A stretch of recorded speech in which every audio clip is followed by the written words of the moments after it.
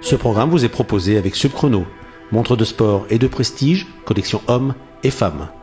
Subchrono, distribué dans les 50 meilleurs points de vente d'Israël.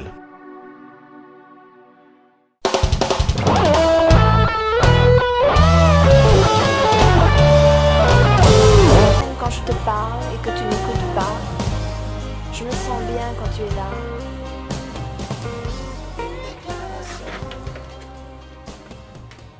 France Gall, vous écoutez l'émission francophone 100% Israël sur 90 FM. Une émission que vous pouvez retrouver en podcast audio et vidéo sur le site de l'émission. Nous parlons des élections du député des Français de l'étranger avec notre invitée Valérie Offenberg, candidate à ces élections. Merci d'être avec nous dans ce studio. Bonsoir. Merci à vous Stéphane. Je suis ravie d'être là. On a écouté France Gall faire sa déclaration. Quelle serait la déclaration de la candidate Valérie Offenberg aux Français d'Israël? J'ai envie d'être utile pour vous à titre individuel, utile pour vous aider dans vos démarches administratives, dans vos démarches au niveau de la culture, au niveau de l'éducation, vous apporter des solutions concrètes au niveau quotidien. Et j'ai bien entendu aussi envie d'être utile pour la relation entre la France et Israël, qui est essentielle à vos yeux comme elle est essentielle aux miens. Utile aussi pour tous les Français de cette circonscription, parce que je crois qu'il y a aussi des Français qui habitent en Italie, en Grèce, à Chypre, Malte, que j'ai rencontrés. Et je crois qu'il est très important de construire des ponts aussi entre tous ces Français qui habitent dans ces différents pays. Et je suis persuadée que ce sera positif pour Israël. Donc une belle déclaration. Ces Français, justement, qui ont fait le choix de vivre en Israël pour diverses raisons. On fait le bon choix au regard de l'atmosphère un peu anxiogène qui règne en ce moment en France? Je crois que quand on vit en Israël, c'est souvent parce qu'on a envie de venir, par adhésion. Et la meilleure façon de faire son alia, c'est par adhésion et non pas par peur de partir de la France. Donc quoi qu'il arrive, venir en Israël, je pense que c'est toujours un bon choix. La plupart de ma famille a fait ce choix-là. Mes parents, mes grands-parents, mes oncles et tantes habitent en Israël et ils sont tous très heureux. La France est encore autre chose. On y habite, il y a des difficultés. Comme en Israël d'ailleurs, il y a des difficultés. Et le rôle d'un responsable politique, c'est de faire face à ces difficultés et d'essayer de trouver des solutions. Alors on va parler de ce fameux, dans un instant, du pacte de confiance. Il résume vos propositions pour ces élections, des élections dont on sent qu'elles mobilisent pas encore vraiment les foules. Peut-on dire peut-être parce que le rôle du député n'est pas encore vraiment très clair?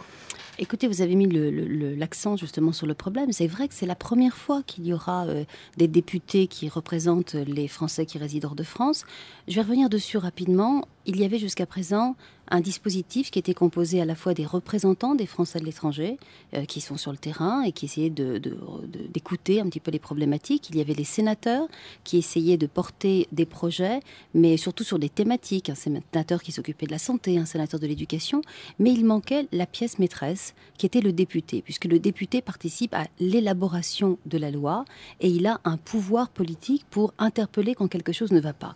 Je donne un exemple. Si vous avez un problème ici, vous allez voir votre consulat où vous avez votre ambassade. Vous avez un problème pour toucher votre retraite, vous avez passé 20 ans en France, vous venez ici et vous ne savez pas. Le consul ou l'ambassadeur va essayer de vous apporter une réponse technique ou administrative. Et puis parfois, vous avez des problèmes et on vous dit il n'y a pas de réponse et on ne sait pas quoi faire. Eh bien, le rôle de votre député va être justement de vous écouter, de porter votre dossier et ensuite d'essayer d'interpeller ou d'élaborer la loi afin de trouver des réponses concrètes. Et en étant sur le terrain, je me suis aperçue qu'il y avait énormément de sujets sur lesquels il n'y avait pas suffisamment de réponses et où il y aura besoin de ce député. Deuxième élément, ce député jouera aussi le lien entre les autorités françaises et les autorités israéliennes. Je vous donne un exemple concret. J'ai rencontré de nombreux Français ici qui m'ont dit qu'il y avait un problème de reconnaissance des diplômes dans certaines professions. J'ai rencontré un kinésithérapeute, un orthophoniste.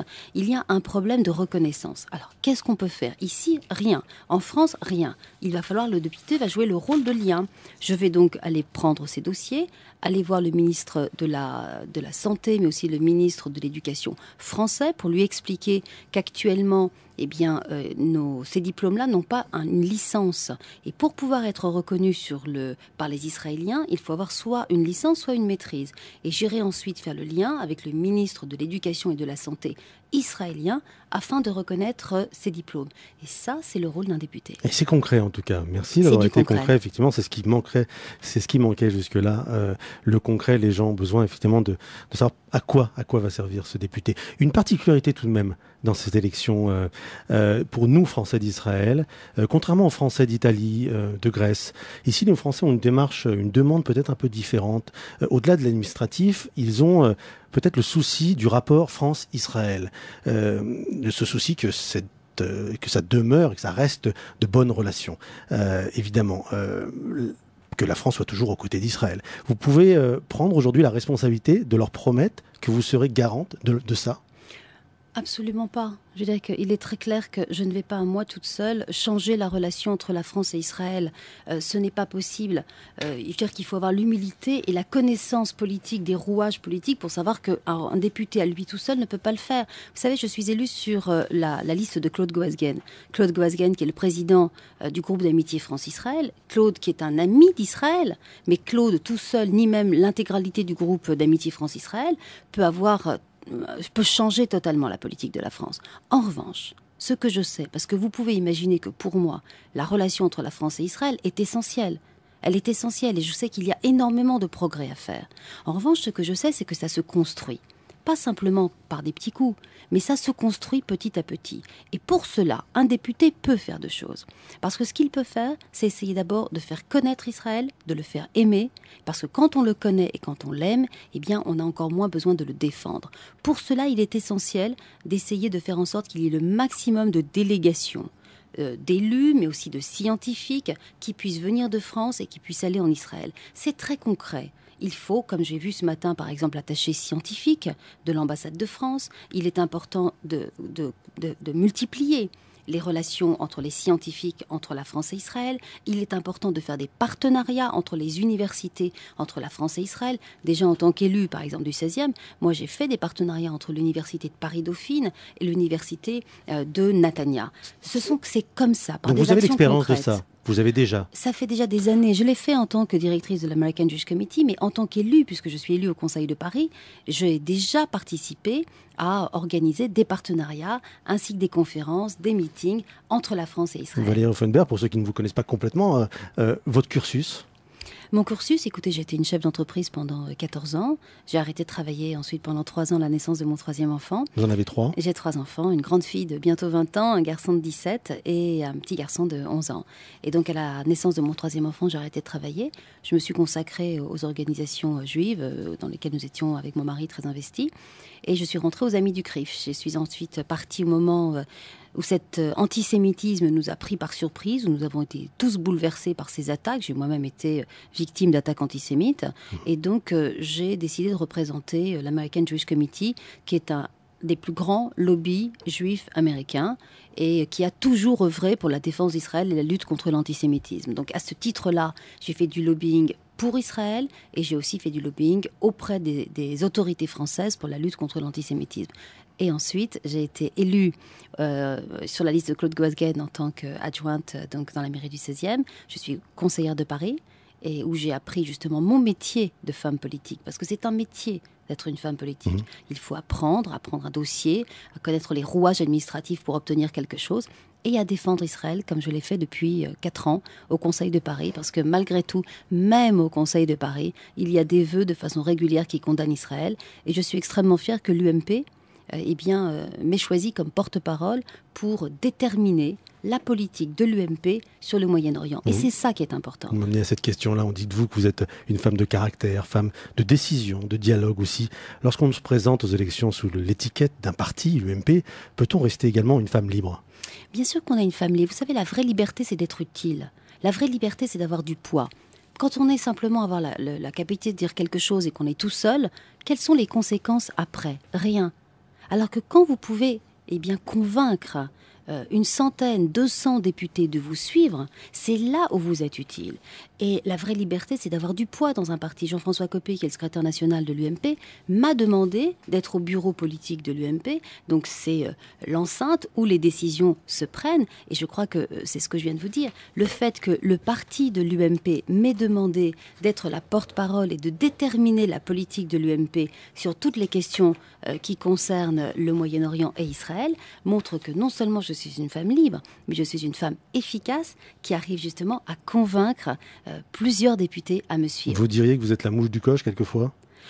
Écoutez, j'essaie surtout, moi je ne suis pas quelqu'un qui suit, l'essence c'est pas d'être une mouche du coche, c'est vraiment de convaincre et c'est ce que j'essaie de faire. La preuve en est, c'est que lorsqu'il y a eu cette fameuse lettre pour interpeller le président de la République, pour lui demander de ne pas voter la reconnaissance de l'État palestinien à l'ONU, eh bien sur 130 députés qui ont voté, 90 se sont sentis la liberté, 90 députés de l'UMP ont interpellé le président de la République pour lui demander de ne pas faire ce vote. Donc la vraie liberté, elle est au sein d'un groupe. La vraie liberté, c'est d'être utile.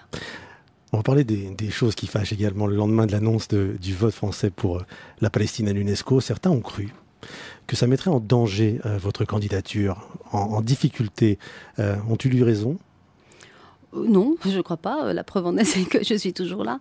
Vous savez, je crois qu'au contraire, il faut montrer que le combat est rude. Vous le savez, vous habitez ici. Tous les Français qui habitent en Israël savent que le combat est rude. C'est pour ça qu'il faut être efficace. Et c'est pour ça que quand vous allez choisir un député, il faut vous demander celui qui aura le plus de poids et la plus de capacité d'agir. Comme je vous l'ai dit tout à l'heure, c'est vrai que moi je me suis beaucoup mobilisée avec tous les députés UMP, avec Claude Goasguen, avec Éric Raoult et beaucoup d'autres, avec Jean-François Copé qui est intervenu ce jour-là pour l'ONU. J'étais en Israël quand il y a eu le vote de l'UNESCO. Je dois dire, je reconnais, je ne m'y attendais pas. Vous avez été déstabilisé ? Ah mais j'ai été très en colère, surtout. Oui, j'ai été très en colère. Vous avez appelé le président ? J'ai appelé le président et j'ai été reçue par le président 3 jours plus tard lorsque je suis revenue. Je lui ai dit que je considérais que c'était une erreur. Il m'a donné les raisons pour lesquelles il avait choisi. Je peux donner ses raisons. Il m'a dit qu'il considérait qu'il avait pesé de tout son poids pour faire en sorte que Mahmoud Abbas et les Palestiniens n'aillent pas devant le Conseil de sécurité. Il s'est exprimé en disant que c'était une erreur et qu'en donnant l'UNESCO, eh bien, il pensait que ça éviterait aux Palestiniens d'aller à l'ONU. Deuxième élément, il m'a dit aussi qu'il pensait que s'il n'y avait rien qui donnait, il craignait qu'il puisse y avoir des attentats et un regain de violence des territoires palestiniens vis-à-vis des Israéliens. Troisième élément d'explication, c'était de dire, eh bien, à chaque fois que je rencontre des Israéliens, ils me parlent de la haine dans l'éducation chez les Palestiniens. Eh bien, au moins, s'ils sont à l'UNESCO, c'est l'apprentissage de l'éducation à la paix. Ce que j'ai répondu... Je pense qu'il était de bonne foi dans ses choix. Néanmoins, ma réponse a été encourager les Palestiniens à présenter quelque chose sans négociation avec les Israéliens est une erreur. Et je pense que nous n'aurions pas dû cautionner cette demande parce qu'elle n'était pas en négociation avec les Israéliens, mais c'était justement au niveau des institutions internationales. Et puis ça pouvait aussi déstabiliser votre électorat ici. Certains ont été déçus de Nicolas Sarkozy. Bien entendu, j'ai dit au président combien il y avait une déception, ou une incompréhension en tout cas, de certaines de ses prises de position. Alors le président m'a dit, mais tout le monde sait combien je suis un ami d'Israël. J'ai pris des positions extrêmement fermes sur l'Iran, et lui-même m'a dit, je sais que le danger iranien est ce qu'il y a de plus important pour Israël. Et tous les dirigeants israéliens le savent. Vous savez, moi j'ai rencontré encore le général Herzog, conseiller du Premier ministre, qui est venu me voir à Paris il y a quelques jours. On a évoqué cette urgence, cette importance du danger iranien. Et Nicolas Sarkozy m'a dit, mais je suis aux côtés des Israéliens pour tout ce qui est essentiel. Et pour avoir travaillé sur ce dossier-là, tout le monde sait qu'il y a un dirigeant au monde qui a tout fait pour essayer de travailler en coordination et coopération avec les Israéliens pour alerter les Américains sur le danger iranien, c'est Nicolas Sarkozy. Alors, je crois qu'il est important, quand on fait un vote comme celui-ci, eh bien, de mettre tout en perspective. Et moi, je voudrais quand même que chacun se rappelle ce qu'était le président de la France avant Nicolas Sarkozy. Demandez-vous si Jacques Chirac, si Mitterrand, si Valéry Giscard d'Estaing ont été des meilleurs présidents. Oui, mais la réalité, c'est que Nicolas Sarkozy même s'il a pris des positions, et je vous l'ai dit sur l'UNESCO, moi je suis totalement en désaccord avec cette position. Mais Alain Juppé était avec Chirac. Alain Juppé est aujourd'hui avec Nicolas Sarkozy. Écoutez, encore une fois, il faut mettre les choses en perspective. Et je pense que Nicolas Sarkozy est le président qui a été le plus proche d'Israël, qui est certainement celui qui comprend le mieux ce qu'est la réalité israélienne. Maintenant, quand vous me demandiez tout à l'heure, est-ce que je vais à moi toute seule changer la relation franco-israélienne, j'ai l'humilité, l'honnêteté de vous dire non. Parce que la réelle politique fait que, regardez Benyamin Netanyahou, est-ce que vous pensez qu'il prend toutes les décisions? Est-ce que vous êtes d'accord avec toutes les décisions de votre gouvernement? Est-ce que tous les Israéliens même qui sont proches du Likoud sont d'accord avec toutes les positions de Netanyahou? Non. Et vous acceptez parfois que votre Premier ministre prenne des décisions ou des positions qui ne correspondent pas toujours à ce que vous pensez parce que c'est la politique qui le veut. Eh bien, c'est pareil pour la France. Ce que vous acceptez de Netanyahou, acceptez-le aussi de Nicolas Sarkozy.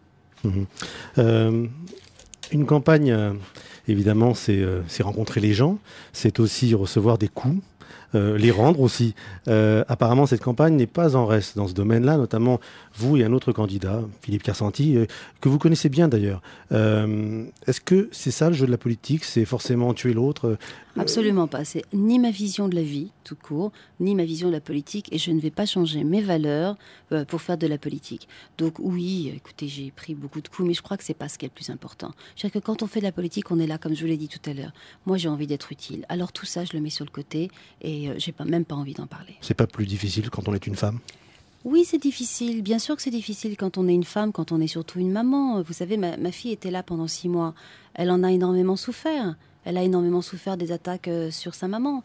Et mes parents habitent ici aussi. Ça a été très dur pour eux. Maintenant, écoutez, quand on fait un engagement, quand on prend un combat, eh bien, on accepte de prendre des coups. La seule chose que je n'accepte pas, c'est de m'abaisser à les rendre. On va parler des propositions, si vous voulez bien, Valérie Offenberg. Quelles sont les demandes types des Français d'Israël? Et sont-elles similaires des autres pays de la circonscription? Alors, c'est assez intéressant parce que finalement, oui, elles sont assez similaires dans tous les pays de la circonscription. Même, vous voyez, je viens de passer 3 jours en Italie. Sachez que les Italiens aussi m'ont dit on en a assez de la manière dont l'Italie est présentée de façon caricaturale. Donc ça, c'est très intéressant. Ils m'ont dit, nous sommes attachés à l'Italie et à la France. C'est peut-être Berlusconi. Oui, mais exactement. Donc les Italiens m'ont dit pareil. Et nous comptons sur vous pour changer l'image de l'Italie. Mais par exemple, un projet qui me tient à cœur, parce que je vais beaucoup sur le terrain en Israël, eh bien, j'ai envie de monter une maison de retraite francophone. Parce qu'il y a énormément de familles qui habitent ici. J'ai rencontré des couples qui me disent on est partis, nous quand on avait 30, 40 ans, nos parents sont âgés, ils habitent en France et nous n'avons pas la possibilité de les recevoir chez nous, mais pourtant on aimerait bien qu'ils viennent ici. Donc il nous manque une maison de retraite francophone. Donc j'ai commencé à travailler sur ce sujet, à la fois avec les sénateurs des Français de l'étranger, avec les représentants des Français de l'étranger, et je suis allée voir aussi Eric de Rothschild, que je connais bien, donc qui gère le CASIP, et nous avons déjà monté un petit groupe de travail pour essayer, avec des financiers, le CASIP, les sénateurs des Français de l'étranger et les députés de mon groupe, pour trouver des solutions afin de monter une maison de retraite francophone en Israël, et on doit regarder quel est l'endroit le plus approprié pour le faire. Là encore, permettez-moi de vous dire que pour avancer sur un sujet comme celui-ci, donc faire en sorte que les Français qui habitent en France, qui ont cotisé en France pendant 30, 40 ans, puissent utiliser cette retraite pour aller dans une maison de retraite en Israël, il faut travailler en équipe. C'est-à-dire que il faut travailler avec les sénateurs, et la majorité des sénateurs des Français de l'étranger appartiennent au groupe UMP, et il faudra que j'arrive à faire voter une loi pour que cela soit possible, et j'ai besoin d'avoir l'intégralité de mon groupe, du groupe de l'UMP, pour arriver à un tel résultat. L'UMP est derrière vous, à 100%? Oui, écoutez, tout le monde sait que je suis extrêmement proche de Jean-François Copé, qui est un ami, et s'il m'a demandé d'être au bureau politique, c'est justement parce qu'il souhaite que j'ai un poids dans ce parti. Vous attendiez au candidat FN ici en Israël? Je ne l'espérais pas, je le regrette, mais à la fois je crois que c'est une opportunité pour nous de démontrer que nos valeurs sont intactes et qu'il n'y ait pas de voix qui se porte sur le Front National. Et vous battrez pour ça? Pour gagner. Je me battrai. Vous savez, la politique, c'est difficile, vous l'avez dit, j'ai 3 enfants, c'est extrêmement dur. Si je le fais, c'est parce que je pense que j'ai des valeurs qui peuvent être, encore une fois, utiles. Et jamais je n'irai me compromettre avec le Front National, et ça fait partie de mes combats. Valérie Offenberg, un mot évidemment là-dessus. Quelques jours pour s'inscrire. Oui. Si vous n'êtes pas inscrit sur les listes électorales, c'est le moment. Le 30 décembre, ça sera trop tard. Alors, c'est le 30 décembre. Ne passez pas à côté de cette opportunité. Il va y avoir un député. Et demandez-vous quel sera le député qui sera le plus utile pour vous. Ne passez pas à côté de cette chance. Voter est un droit, mais je trouve aussi que c'est une obligation quand on est un citoyen. Et je vous assure que si vous avez encore des interrogations, est-ce que ce député vous sera utile? Je vais mettre aussi sur mon blog, vous pouvez aller sur le blog Valérie Offenberg, un document pendant les jours qui viennent jusqu'au 31 avec l'explication de à quoi sert un député. Et allez voter. Merci beaucoup Valérie Offenberg, candidate aux élections pour la 8e circonscription des Français de l'étranger. Merci beaucoup d'être venu jusqu'à nous. Merci à vos auditeurs. Merci, au revoir.